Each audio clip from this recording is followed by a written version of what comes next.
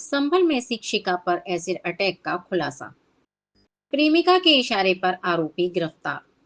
संभल जनपद संभल में शिक्षिका पर हुए एसिड अटैक मामले में पुलिस ने बड़ा खुलासा किया है।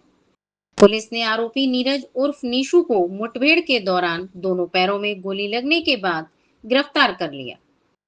पूछताछ में सामने आया कि उसने यह हमला अपनी प्रेमिका के इशारे पर किया था। पुलिस ने आरोपी महिला को भी हिरासत में लेकर पूछताछ शुरू कर दी है। यह घटना 23 सितंबर की है, जब शिक्षिका स्कूल से घर लौट रही थी। तभी आरोपी नीशू ने उन पर एसिड फेंक दिया, जिससे वह गंभीर रूप से झुलस गई।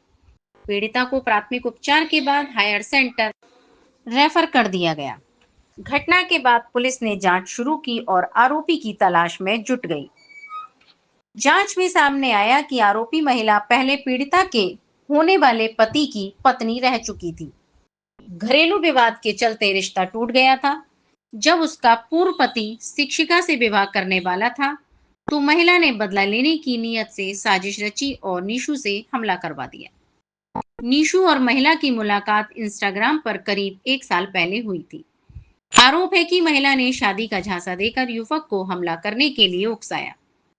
फिलहाल दोनों पुलिस की हिरासत में हैं और उनके खिलाफ कानूनी कार्रवाई की जा रही है। कल देर रात्रि एक स्कूटी सवार द्वारा पुलिस कर्मियों को उनकी तरफ आता देख उनको जब ललकारा तो उसने पुलिस को फायर किया। उसके जवाबी कार्रवाई में उसके दोनों पांव में गोली लगी और उसको तुरंत अस्पताल ले जाया गया। रात्रि में मेरे द्वारा उसके भ्रमण करके उसको हालचाल भी पूछा, पूछताछ भी की। डिटेल पूछताछ में ये प्रकाश में आया कि उसने 23 तारीख को यहाँ पे थाना नखासा क्षेत्र में एक अध्यापिका है, वो स्कूल से पढ़ा के वापस जा रही थी। उसके ऊपर उसने ज्वलनशील पदार्थ फेंका और उसके बाद में वह यहाँ जनपद से बाहर फरार हो गया। पुलिस के द्वारा उससे जब और जनता से पूछताछ की तो उसने बताया कि उसकी ऑनलाइन इंस्टाग्राम, फेसबुक के माध्यम से एक जानवी नाम की महिला है, उससे दोस्ती हुई और जानवी ने उससे डॉक्टर अर्चना बन के बातचीत की और बताया कि मेरी बहन है।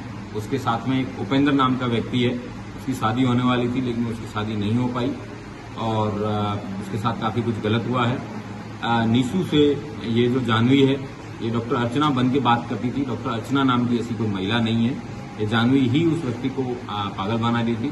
फिर इसने अपने प्रेम जाल में, माया जाल में उसको फंसाया और उससे उस उपेंद्र से बदला लेने के लिए कि जिस उपेंद्र के साथ में जानवी की शादी होने वाली थी वो शादी नहीं हो पाई, इसी बात का बदला लेने के लिए इसने इस नीशू को उकसाया।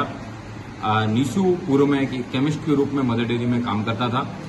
वहां से इसने H2SO4 सल्फ्यूरिक एसिड है वो प्रोक्योर किया था और उस प्रोक्योरमेंट के बाद में इसने मौका पाके इस महिला के ऊपर तेजाब फेंका, जो कि उसकी वजह से उसको काफ़ी 25 से 30% उसके शरीर पे बर्न की इंजरी आई है। वो अभी स्वस्थ है, उसका ट्रीटमेंट करवाया जा रहा है, अच्छे से अच्छा उसको इलाज और जो भी सरकारी सहायता है वो मुहैया कराई जा रही है।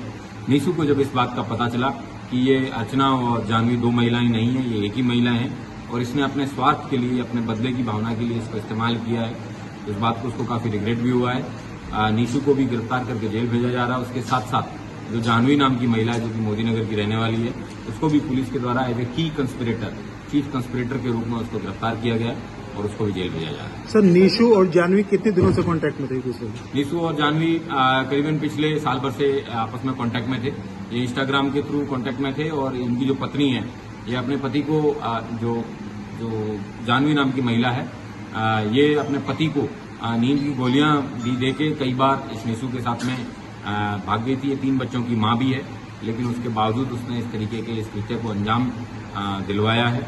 उसके लिए इसको कड़ी से कड़ी सजा है वो दिलवाई है। जिस पर एसिड अटैक किया गया है उसका नीशू से क्या संबंध है? किसी प्रकार का कोई संबंध उसका नीशू से नहीं है। यह सिर्फ और सिर्फ नीशू की शादी उपेंद्र से ना हो उसको रोकने के लिए ही ये कृत्य है। ये जिसके द्वारा जो महिला जानवी है उसके द्वारा अपने बॉयफ्रेंड के माध्यम से ये घटना करवाई है। जानवी का भी और इसका जो लड़की इस पर एक्सीडेंट से हमला हुआ है, इनका भी कुछ कनेक्शन है? नहीं, इनका किसी प्रकार का कोई कनेक्शन नहीं है। ये बदला सिर्फ और सिर्फ उपेंद्र से शादी करने की वजह से ही लिए जाने का बात प्रकाश में है। Thank you.